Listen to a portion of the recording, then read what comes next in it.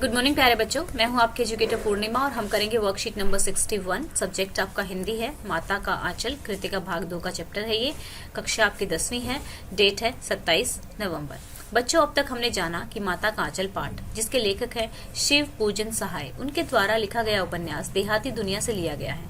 यहाँ एक आंचलिक उपन्यास है। इस पाठ में ग्रामीण अंचल, इसके चरित्र का एक सुंदर चित्र प्रस्तुत किया गया है। बालकों के खेल, कौतूहल, माँ की ममता, पिता का दुलार, लोकगीत आदि का प्रसंग इसमें बहुत ही जीवंत रूप में प्रस्तुत किया गया है। इस पाठ में बाल मनोभाव की अभिव्यक्ति के साथ साथ ही तत्कालीन समाज के पारिवारिक परिवेश की सजीव और रोचक चित्रण किया गया है।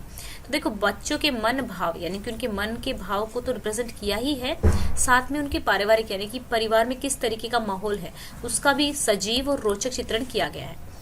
जहां लड़कों का संग कैरियर क्वेस्ट, यहाँ पर जो चीज मैं आपको बताने जा रही हूँ ये आपके लिए बहुत इंपॉर्टेंट है। अनअकैडमी का लाइव सेशन है 2 डेज का, यानी कि 28 और 29 नवंबर को, ठीक है, 10 बजे से लेके 5 बजे तक का, ठीक है।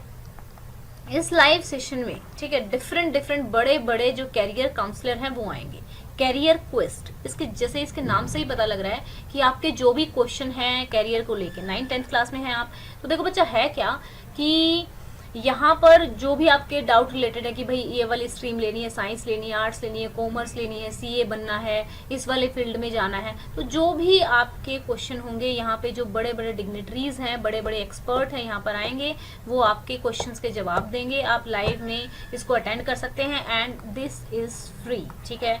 आपको डिस्क्रिप्शन में लिंक दिया हुआ है। इसके एनरोलमेंट के लिए कोई ऐसा नहीं है कि आपसे फीस ली जाएगी, तो एक तरह से यहाँ पर आप इसका फायदा उठा सकते हो, क्योंकि हमारे पास मेन चीज क्या होती है, जब हम 9th-10th में होते हैं तो हमें बहुत प्रॉब्लम आती है इस चीज में कि हमारे जो क्वेश्चंस होते हैं कैरियर को लेके वो हमें बहुत कम लोग टैकल कर पाते हैं, हम लोग खुद कंफ्यूज होते हैं, तो हमारे पास इन्फॉर्मेशन की कमी होती है। तो इस सेशन को आप एज अ इन्फॉर्मेशन की तरह यूज कर सकते हैं। इसका जो लिंक है जिस एनरोल करने का, ठीक है, एनरोलमेंट जो है बिल्कुल फ्री है, ठीक है। आप जाइए, लिंक पे क्लिक करिए, अपनी इन्फॉर्मेशन डालिए और लाइव सेशन के लिए रजिस्टर कर दीजिए, ठीक है। गेट एक्सपर्ट, यहाँ पे जो गाइडेंस दी जाएगी, क्योंकि देखो क्या होता है कि जो हम ज्यादा मोटिवेट उस इंसान से होते हैं जो इंसान ज्यादा लाइफ में सक्सेसफुल हो चुका होता है, तो उसकी जो एडवाइस है वही हमें ज्यादा बेटर तरीके से एडवाइस कर सकता है। तो आप इस मौके का फायदा उठा सकते हैं। नवंबर 28 और 29 को ये इवेंट है, तो आप यहाँ पे रजिस्टर कर लीजिएगा। डिस्क्रिप्शन में लिंक दिया हुआ है। और अगर कभी आपको अनअकैडमी पे कोई कोर्स परचेज करना हो, ठीक है, तो आप मेरा कोड यूज कर सकते हैं, उससे आपको 10% का डिस्काउंट मिल जाएगा, ठीक है, पूर्णिमा 10, ठीक है। आप ये कोड यूज कर सकते हैं जिससे 10% का डिस्काउंट मिलेगा अगर आप कोई कोर्स खरीदना चाहें तो। लेकिन ये जो है, ये लाइव सेशन जो होगा ये आपका फ्री है, ठीक है। हाँ, बजे मृदंग, जहाँ बूढ़ों का संग तहाँ खर्च का तंग। हमारे पिता तड़के उठकर निबट नहाकर पूजा करने बैठ जाते थे। हम बचपन से ही उनके अंग लग गए थे। माता से केवल दूध पीने तक का नाता था, इसलिए पिता के साथ ही हम बाहर के बैठक में ही सोया करते थे। वह अपने साथ ही हमें भी उठाते और साथ ही नहला धुलाकर पूजा पर बिठाते। हम भभूत का तिलक लगा देने के लिए उनको दिक करने लगते थे। कुछ हंसकर, कुछ झुंझलाकर, कुछ डांटकर हमारे चौड़े लिलार में त्रिपुंड कर देते। हमारे लिलार में भभूत खूब खुलती थी, सिर में लंबी लंबी जटाएं थी। भभूत रमाने में हमें खासे बम भोले बन जाते थे। तो बच्चों, चलिए इसके क्वेश्चन आंसर्स करते हैं। माता का आंचल पाठ कहाँ से लिया गया है, उसकी क्या विशेषताएं हैं। माता का आंचल पाठ शिव पूजन सहाय द्वारा लिखित देहाती दुनिया नामक उपन्यास से लिया गया है। विशेषता क्या है, यह एक आंचलिक उपन्यास है। इसमें ग्रामीण आंचल और उसके चरित्रों को बहुत ही जीवंत रूप में प्रस्तुत किया गया है। इस पाठ में किन किन बातों का सजीव और रोचक चित्रण किया गया है। इस पाठ में बालकों के खेल, कौतूहल, माँ की ममता, पिता का दुलार, लोकगीत आदि प्रसंगों का सजीव और रोचक चित्रण किया गया है। माता से दूध पीने तक का नाता से क्या अभिप्राय है। माता से दूध पीने तक का नाता था से अभिप्राय है कि बच्चे का सारा समय अपने पिता के साथ ही बीतता था। सुबह को दिनचर्या शुरू करने से लेकर रात को सोने तक का समय पिता के साथ व्यतीत होता था, इसलिए बच्चे का लगाव अपने पिता के साथ ज्यादा था। माँ का साथ तो केवल खाने पीने तक सीमित था। मेरे साथ भी कुछ ऐसा ही है, मेरा भी लगाव अपने पापा से ज्यादा है और हो सकता है शायद लड़कियों का लगाव अपने फादर से ही ज्यादा होता है। आप कमेंट करके बता सकते हैं कि आप दोनों पेरेंट्स में से किसके साथ ज़्यादा लगाव है। दोनों के साथ होता है, बट थोड़ा सा डिफरेंस होता है। बालक की सवेरे की क्या दिनचर्या थी। बालक सुबह को अपने पिता के साथ उठता था और उनके साथ नहा धोकर पूजा करने बैठ जाता था। कौन कौन लोग पूजा करते हैं। अपने बचपन के किसी मजेदार घटना को लिखिए। देखो मेरे को याद नहीं आ रहा था कुछ भी, तो मैंने बस यही एक मजेदार सी घटना लिख दी है।